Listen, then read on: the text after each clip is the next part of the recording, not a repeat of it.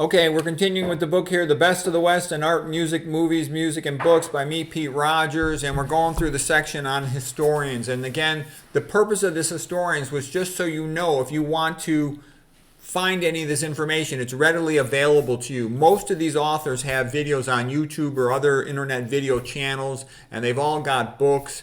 So what I'm trying to tell you is I'm giving you the references. Like if I was doing some science, I give you the scientific references. These are the historian references, and there's a lot of them, and they're good.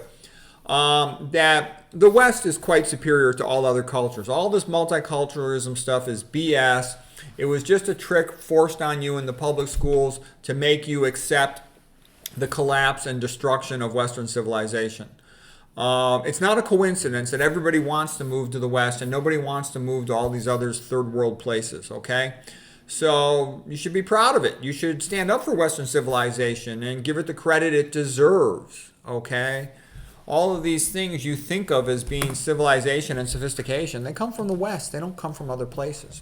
All right, so anyways, here's some of these historians. Paul Johnson, even though he's, from England, he's a Catholic, which I like, and he's a reasonably good historian. He's a bit of an artist as well, but he pisses me off sometimes because when he wrote his history of Ireland, he wasn't as nice to the Irish as he should have been. But he's decent. He's a decent historian. Okay, he lived from 1928 to 2023. Now, Victor Davis Hanson is a good historian of the ancient Greeks. So he'll tell you a lot of useful stuff about the ancient Greeks, and he does a lot of other good things. I've done a book review of his book, Who Killed Homer, and I've linked to some of his videos, and you can find him very easily on the internet. He's got a lot of good videos. All right, and I like a guy who knows the ancient Greeks well, because the ancient Greeks are the foundation of Western civilization, okay? Even more so, I think, than the Old Testament, all right? And you will, if you study it, you will see that is true. Most of the things we think of as, the West that are non-technological, they came from the ancient Greeks. Okay. Kenneth Clark, author of Civilization. That was a book, sort of a celebration of Western civilization. It was good. The book is good. His video series is good. He travels to all the different places. He shows the historical context of the great creative artists, Michelangelo, Raphael, Handel, and the others. It's good. Okay, Eric Metaxis. He's a currently active author. He wrote the best biography of Martin Luther, and he's part German, I think. He's very pro-Luther, which I'm not. I think Luther was an asshole who broke apart Christendom. But he certainly was entertaining. He was the most outspoken, sort of aggressive writer ever in Christian history. And you basically see the Reformation from a pro-Protestant point of view when you read his book. But to me, the Protestant they did so many bad things. They destroyed all this Christian art, destroyed the Christian statues, the whole iconoclast movement. Like Bishop Barron had said, a movement's gone bad when it destroys things, okay? Destroys beautiful things like Christian art and sculpture. And their cathedrals are so boring. But what I like about Protestant, at least they let the priests get married. So Luther was good on that. He was also good on music, and the Germans did make a lot of great music. I mean, look at the greatest classical music composers. Most of them come out of Germany. Bach, Beethoven, Mozart, Handel. What else? He's wrote some other good books, too. He wrote a book called Is Atheism Dead? And he wrote some other good ones, too. So he's actually a good guy. He's a little bit... I don't agree with him on everything, but he's pretty good, Eric Metaxis, okay? And he's an entertaining writer. He's a clever guy. I think he's a Yale guy, okay? All right, but, another weakness of Protestantism, it tends to get taken over by the secular ruler. For example, it was founded by Henry VIII, who bumped off a bunch of his wives, okay? And then the secular rulers always corrupt it, like it happened in Germany, too.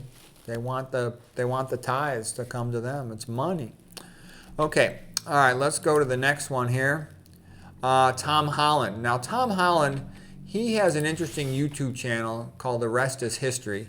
And he wrote a book called Dominion. And what this was about is he was a big, big fan of the ancient Greeks and especially the ancient Romans. And especially when he was a young guy. They're macho, they're strong, like Julius Caesar, Mr. Badass.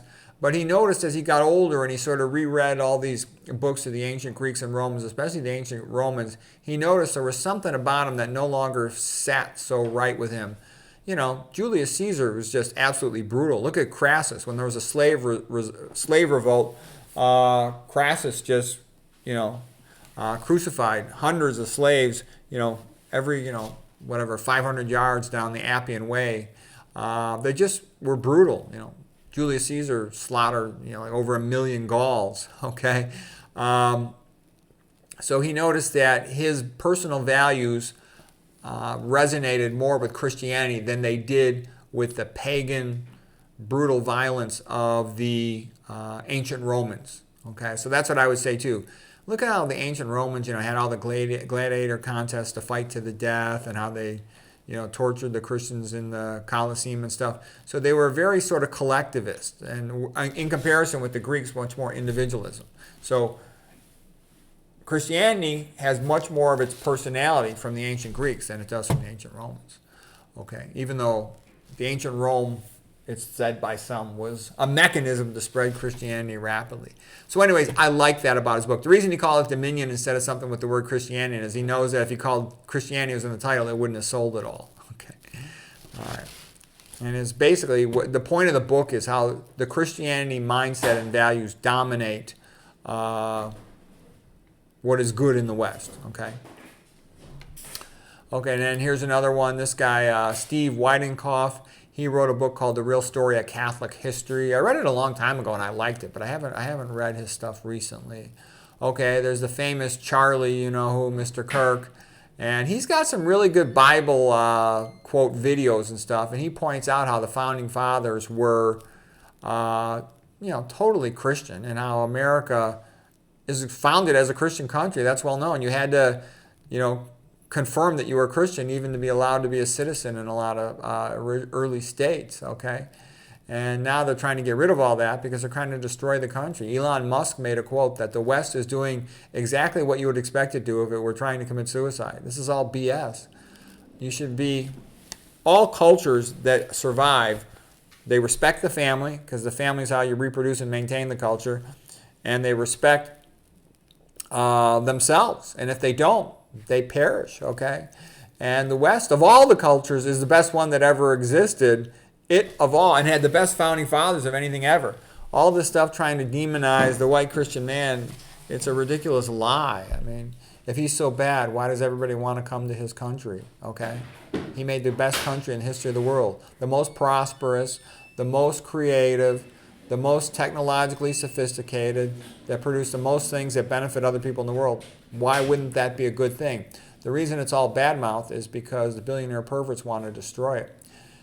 Anyways, let us hope that civilization will continue. Otherwise, it's going to go to slavery. It can only be one or the other, okay? Because Christian ethics say, love thy neighbor, be nice to each other, all the Jesus Christus stuff. That's what you want, okay? That respects the little guy. Versus atheistic Darwinism says survival of the fittest. And look, if you're a typical prole, then you're worthless and weak, a talking monkey, and you don't deserve anything. That's what it says. There's no way around that. You can't get around these things. And I talk to some of these young people, and they've been so conditioned by the public school. They think it's cool to be an atheist. And I'm like, you understand, when you say it's cool to be an atheist, what you're saying is that you don't deserve to live, okay? If you say that atheism is good, what you are saying is that life has no meaning, and because I have no power, then I have no rights to anything. I'm just a talking monkey with no rights. That's what you're saying. That's the philosophical meaning of that statement. So for a young person to think it's clever, they're not only talking stupid, but they don't even understand they're talking stupid, which means that that's probably not fixable, okay? You can't fix stupidity. You can fix ignorance, but you can't fix stupidity. Anyways, we'll leave it there for tonight. Hope you found that helpful.